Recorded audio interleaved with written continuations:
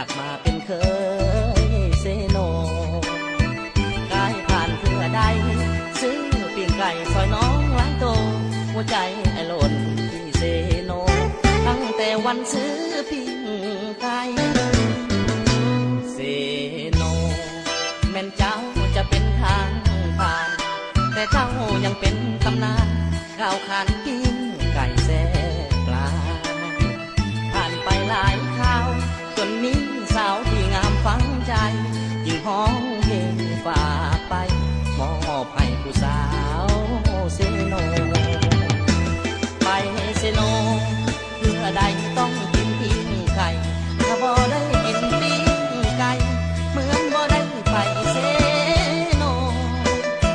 ขอบใจเด้อนะที่แม่บ้านให้เบอร์โทรย้อนอยากเป็นเคยเซโนขอเบอร์โทรหน้ามนวันใดที่อายนั้นกินปิ้งไก่กินห่อแต่หน้าสามวัยอยากไปเซโนเหลือล้นวอนน้องสงสารอายแน่แม่สาวหน้าโนนเมตตาอายแน่จักคนอยากนำหน้าโนนซอยน้องเดนา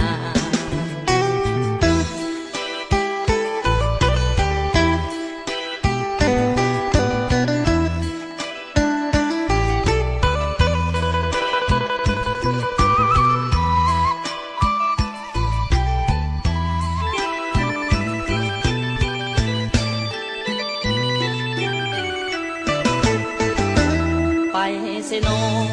เพื่อใดต้องกินปิ้งไก่ถ้าบ่ได้กินปิ้ง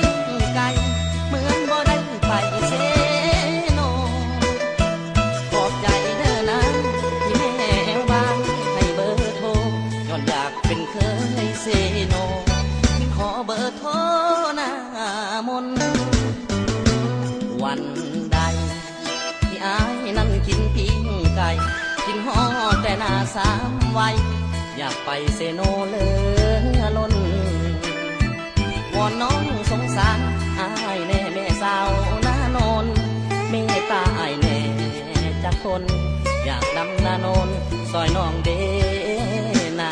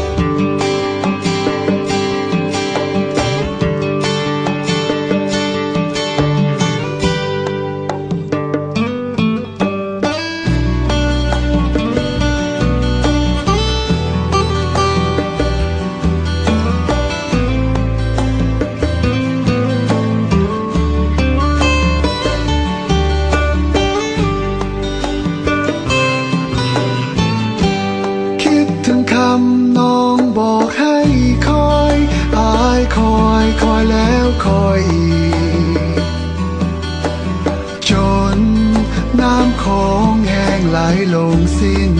แม่นเงาบ่เห็นน้องมาคิดถึงคำน้องพร่ำว่าอายห่างหักน้องแทบบาเป็นสันใดหนอดวงแก้วตาสัญญาไว้แล้วบ่เห็น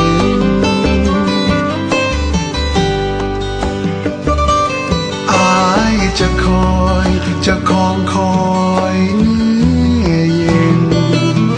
แม้นพันเว้นพันคืนนายก็จะคอยถึงน้ำคงจะขึ้นล้นคอท่วมน้องอายก็จะคอยขอน้องคิดถึงอายเพียงน้อยถึงนานอายก็จะทน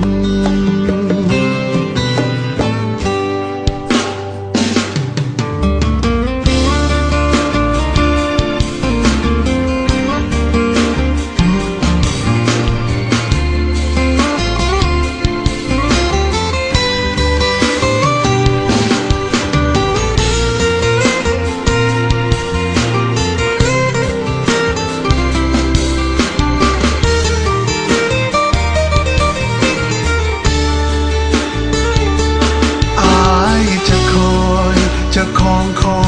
ยเนื้อเย็นแม้นพันเว้นพันคืนนายก็จะคอ